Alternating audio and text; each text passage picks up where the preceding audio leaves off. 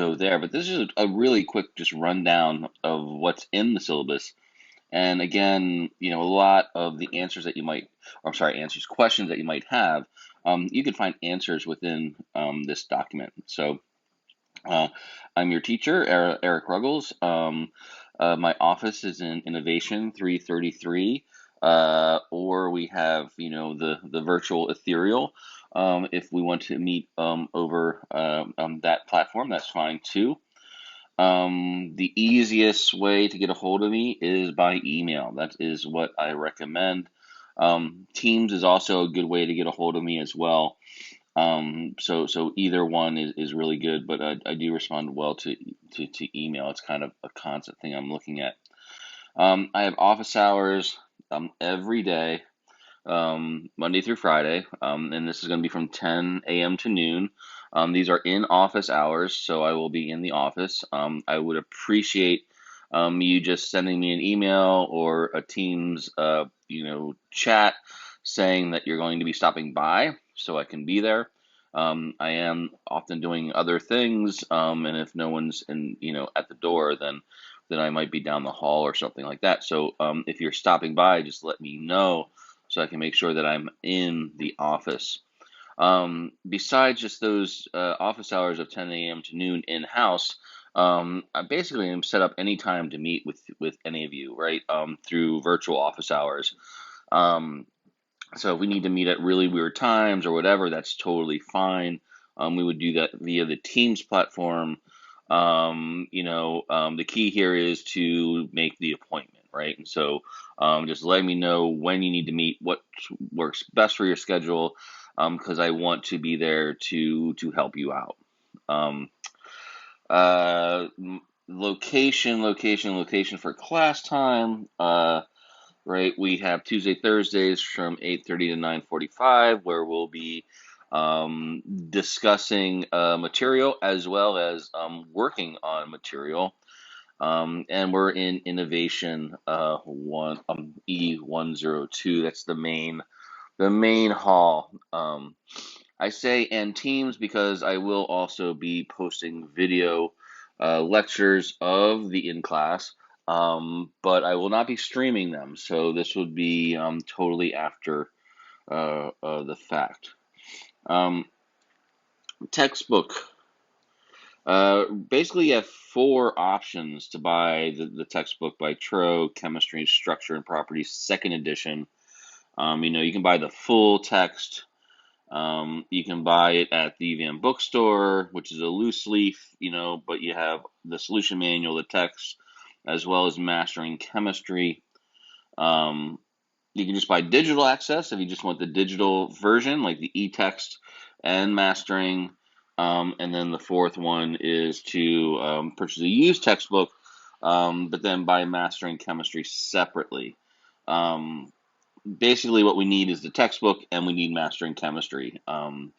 Mastering Chemistry will be used for basically a digital version of the homework and the textbook, but also we'll find that we'll have homework quizzes on Mastering Chemistry, so that's why we need to have that particular portion. If you look at it, the most bang for your buck is really option 2. But the most economical is option 4. So it just depends on, how you roll, how you want to, get the material to you, whether that's totally digital or old school textbook. If that is up to you. Now down to assignments and the lecture.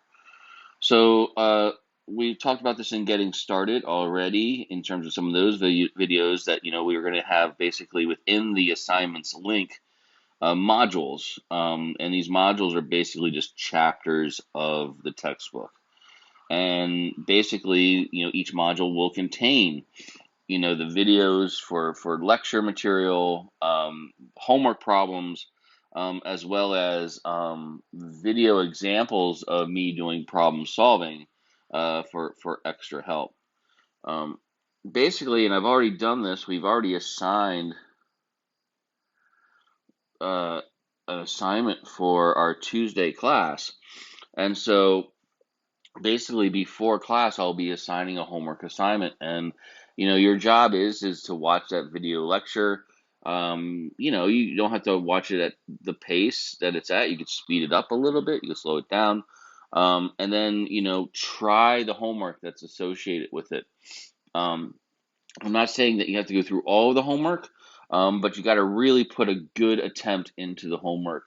And if you get stuck, that's fine, because that's really what class time is going to help us to work on. Is that instead of really going through a lot of lecture material and being very boring within the class time, I would like to be more dynamic and do some lecture, but then also get into a lot of class participation, working on homework problems. So coming to class with questions is really, really, really good. Um, so the idea here is, the lecture videos cover the content. That's really what I want you to watch for your homework, and then I want you to put some effort into those homework problem sets. The more you can do, obviously the better you're going to be. Um, there's extra help with the video example problems that I give, but don't worry if some of these things are confusing, right? Because in class we can then talk about all those topics and answer all your questions, and be really driven to what the student class actually needs.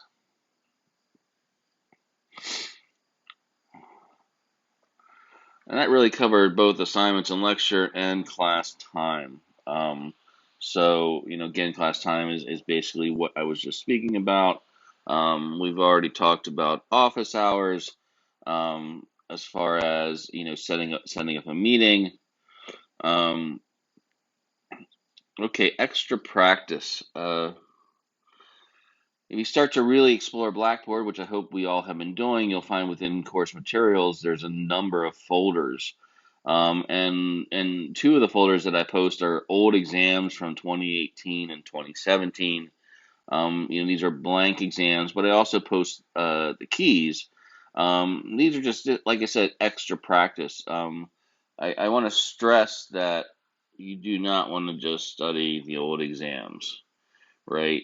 It's the homework problems that are the most important in really understanding this course. So the meat and potatoes, the broccoli and seitan, right? Like, what's going to get you through this course is really the homework assignments. And then these exams, these old exams, you can use as extra practice, and just, okay, maybe I'll try some new problems I haven't seen. Throughout the semester, I will hold recitations. Recitations are really just review sessions. It's an extra time that we can get together and talk shop. Um, I will hold basically mine on Monday evening from 6:45 to 7:45. This will be a virtual event. This will be on Teams. It will not be in class. So that will be where we will meet. Um, Also, the Sunday before a mid-semester exam, I will also hold a review session from 9 to 10:30 a.m. on Teams, trying to get us ready for that exam that's right around the corner. These recitations are really student-driven, coming from questions from the class. Uh, at this point, you've been doing homework, you getting ready for the exam.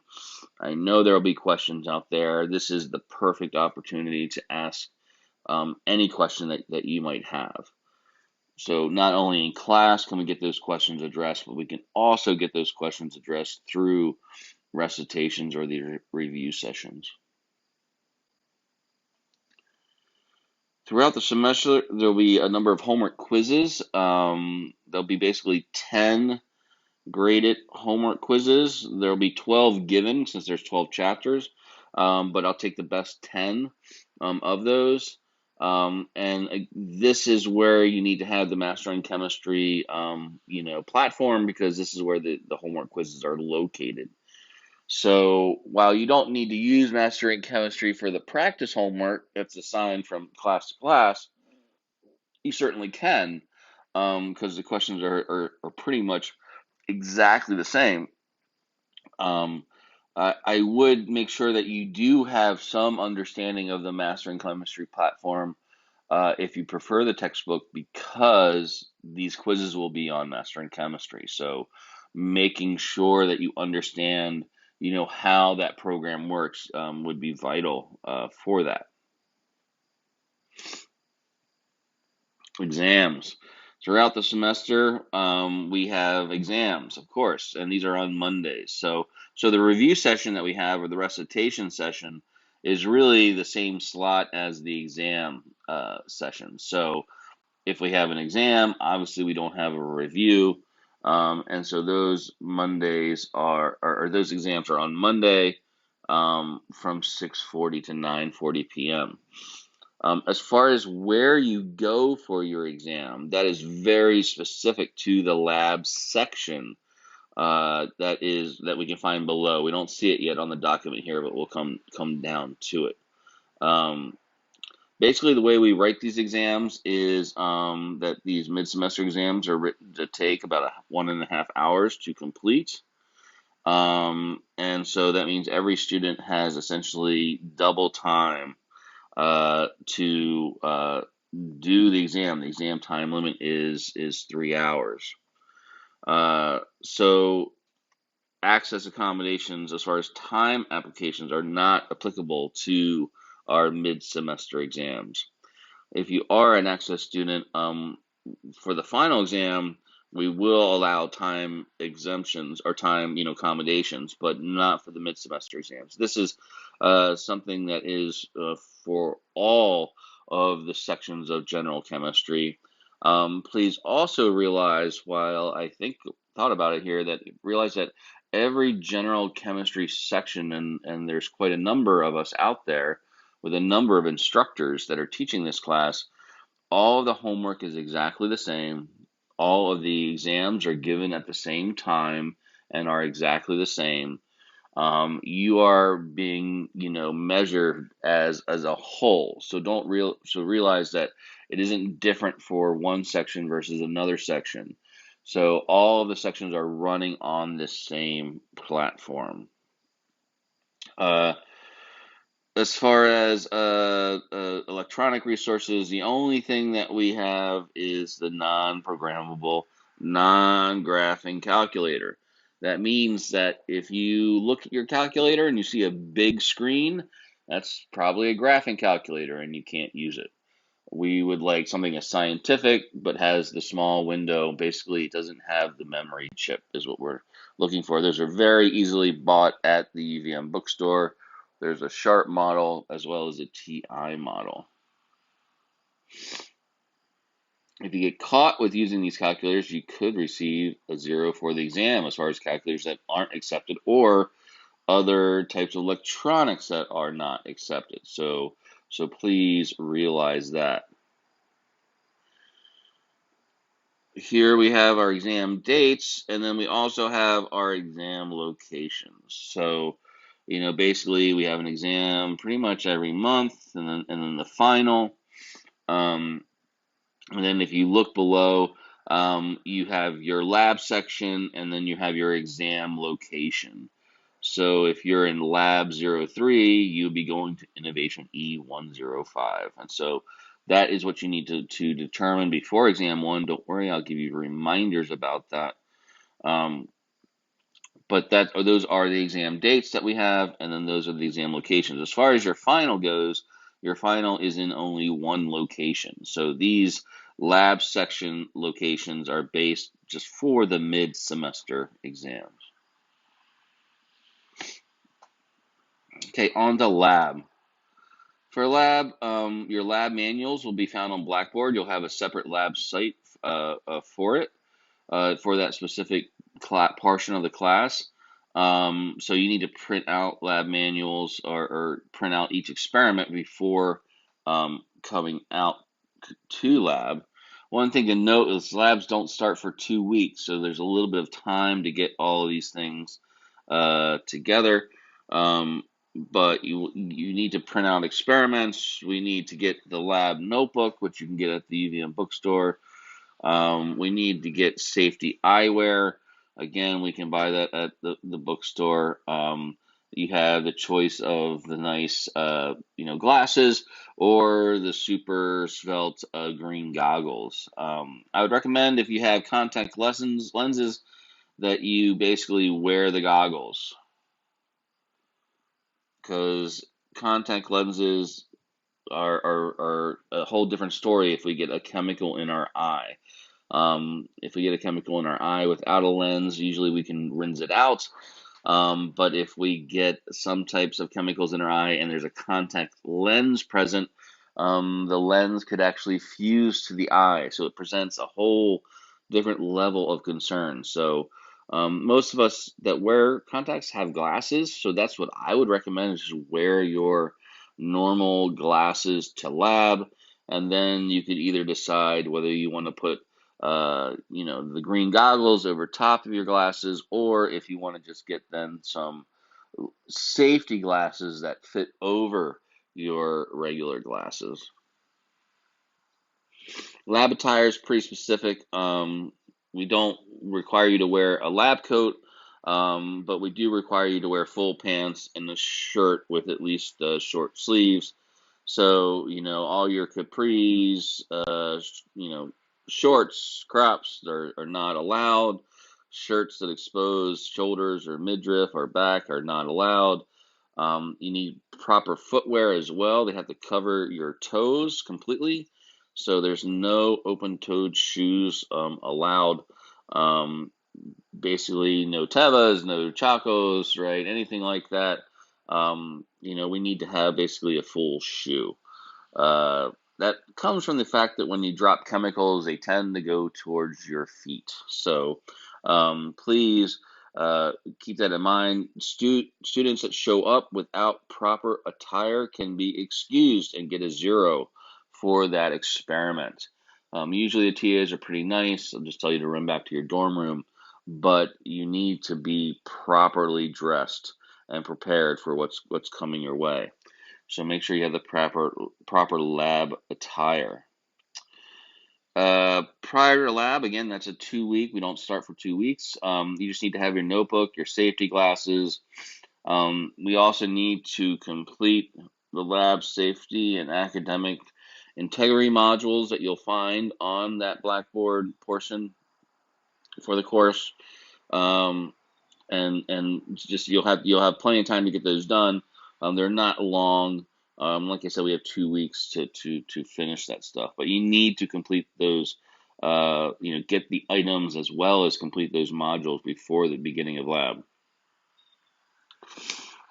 For attendance is pretty much mandatory for the lab. We need you to conduct all these experiments. If you miss more than 2 labs, you will receive an automatic F for the course. That's the whole course. That's not just the lab portion of the course. That's for the lecture and the lab. So you need to attend all of these these lab classes. Um, if it's an unexcused absence, that will result in a 0 grade. Obviously, there can be things out of our control, such as sickness or family crisis or whatever, and you can have an excused absence, and so you won't get a 0. And then you can basically reschedule your lab time to something else. And that's what I recommend. If something comes up, if it's sports, sickness, something, get a hold of us as soon as possible. And Christine Cardillo is our lab director. You can get a hold of me, but I will be forwarding that on to her. So you might as well just attach both of us to that email, and then she can basically try to get you into a lab later that week.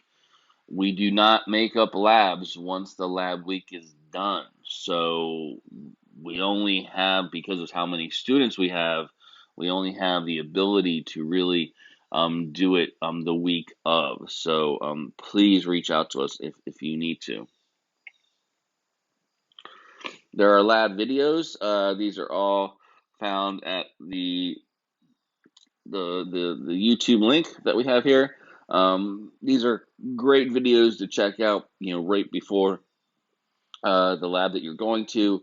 They give you, some of what's coming your way, like as far as how to set up, apparatus and things of that nature. These things can help with lab quizzes and things therein. So check out the lab materials. For a brief overview of just how the lab format works, check out this section. Labs are 2 hours and 45 minutes long. And as you go through here, it'll kind of tell you exactly how, that lab's going to run, week to week. We get a lot more information as far as this lab format once lab actually begins. But at least you just have a preemptive of what to sort of expect going forward.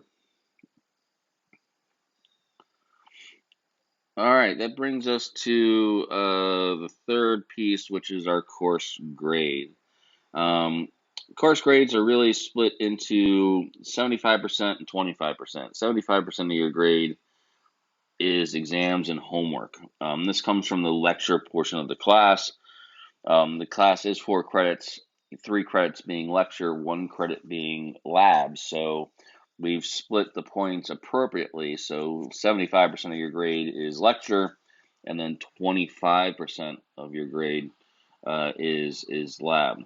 The most points that you are going to be gleaning here are the exams. Each mid-semester exam is 125 points. And then the final exam is actually 250 points. Final exam being cumulative, so that's why we see more points assigned to it. So the bulk of your points come from exams. That means that how do I practice for those exams to get those points? The homework that's assigned every week, assigned for every class, that is what you need to be working on diligently, and that will give you the proper tools to do well once we get to these mid-semester exams. There will also be homework quizzes throughout the semester, and this is also a good boon for your grade, but realize that it's only worth 1 exam, so only 125 points. So the bulk of it is really during these exam periods. One policy that we offer is the idea that you can replace your lowest mid-semester exam score with your final exam score. Normally throughout the semester, something happens. We get sick. Maybe we find a girlfriend or boyfriend. I don't know. We always have a low exam, and to try to help with that process, if the final is higher than your lowest mid-semester exam, then you'll find that the final will replace it. So if we look at example 1, the student, did well in the beginning, but we see with exam 2, got this 45%, and then kind of bounced back on exam 3 and didn't do too bad on the final with a 75%. So because of that fact that the lowest exam score, the 45%, is lower than the final, we find that when we look at what I count, that 45% has been replaced by the 75%. So the final basically counts twice in terms of the percentage, replacing that lowest mid-semester exam. With example 2, if we look at this student, they pretty much did, the same across the board with 70s, upper 70s, and then a 68 for the final. Since the final is the lowest score, there's no replacement. So everything stands as it is. The only way that I would like this to work is if it makes your exam score better. This isn't a way to just avoid taking an exam. I would not recommend that at all. This is really for, when, things just go, in somewhat of a disarray. Maybe there's 3 exams that week or 2 exams in a paper and you're sick and you just didn't, perform like you would normally perform. So this is a way to catch that. The laboratory then is worth the 250 points, with 25% of the grade, and that's split up into pre-lab questions, technique, and post-lab questions, which you'll get more from once the lab actually begins. As far as what your grade determination is, you just basically add up all the points, and then that is your percentage. I do not post grade distributions because we have a lot of chemistry sections. So at the end of the semester, all of the Chem 31 instructors come together and we then decide on the grade distribution. So we will tell you the averages and things of that nature, so you'll kind of have an idea of where you're at. And we already have an idea of kind of how grades fall. But we don't draw any lines in the sand. We wait to discuss that at the very end of the semester with all the classes taken into consideration, since all the sections have the same exam, same homework, same lab experiments, etc. Academic integrity, basically don't cheat.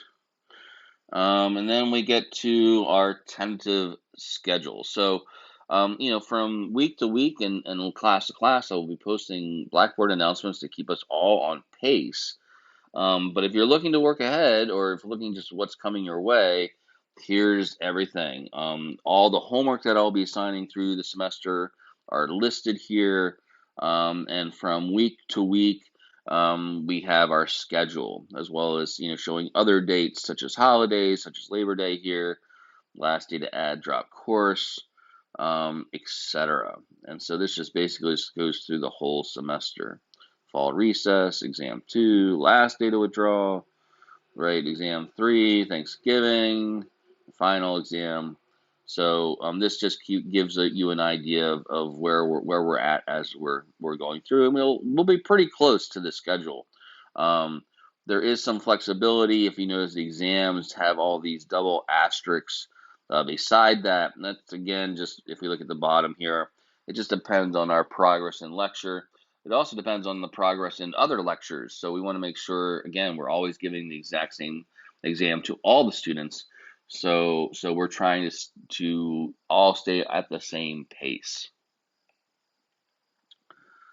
There then is also your laboratory schedule.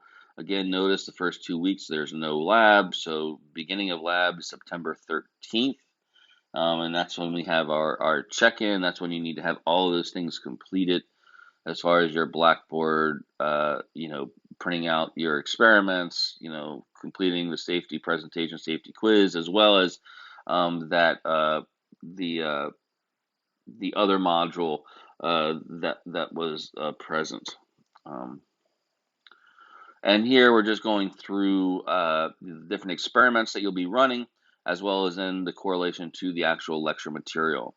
You'll find that you'll have a much more detailed syllabus from the lab itself on Blackboard.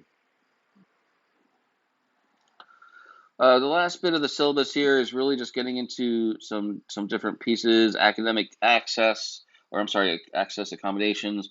If you have access, we just need to talk and talk about what those access accommodations are. I know I get letters, and there's a lot of PDF documents. So the best thing to do is for us to talk about it. After class sometime or in office hours, we just need to have a discussion of your access accommodations, what they are, and how best we can figure out how to accommodate you. Religious holidays, there's a lot of religions out there. I don't keep myself abreast of all of the dates for their holidays. If you do practice a certain religion, there's certain holidays that you practice, you need to let me know so that I can best accommodate you. These holidays don't move around, right? So you should know what the holidays are for the whole semester. So you can just let me know if there's a problem with the chem schedule and that religious schedule. We'll have sickness throughout the semester. That's kind of the standard of being in college, right? So you have to really keep us in the loop. The Center for Health and Well-Being, while it does help you with health, they really don't verify medical illnesses. What you really need to do to make sure that we know, you need to really report your illness to the dean's office. Dean's office then lets all your professors know that you are seeking accommodations, and they've been verifying that illness. Um, so, please, if you are sick, obviously with COVID and stuff like that, we recommend stay home. If you are feeling sick, not staying home, yes, staying home, but also getting a test to make sure you're not COVID positive is really important as well. So make sure that you go through those steps, be safe, as opposed to pushing yourself and possibly getting others sick. And that's what we see with the COVID-19 accommodations, right? We still have the green and gold promise in place. That means that we are following the CDC. As far as I understand it right now, everyone has to wear a mask if you're inside a building on UVM campus. So when we're in class, everyone must have a mask on. If you do not have a mask on, you will be excused from the actual class. And then lastly, just a number of different resources to possibly help out health and safety, as far as how to contact the Center for Health and Well-Being, as well as CAPS, which deals with counseling and psychiatric help. uh, and that's all part of kind of the CARE website, which is really getting to student affairs. Trying to help with certain groups that are on campus that you might find really appealing, such as the Interfaith Center, which talks about a lot of philosophy, spiritual practice, religious tradition. The Mosaic Center for students of color, the Prism Center, as well as UVM Wonder and Gender Equity Center. These are all good places to go, to include yourself, and to really include yourself within UVM's very dynamic and diverse nature, which is really a strength to our academics and to our community that we have here at UVM. Lastly, grade appeals doesn't come up too often, but there's policies there. And then FERPA rights, as far as we talk grades, you and I, but I don't talk grades to your parents, type of thing. That is the syllabus for our General Chemistry 31 class this fall. Please make sure you go through it. We will talk about question and answers on the first day of class. But that is our document that really kind of points the way for all the mechanics, how things work throughout our fall semester.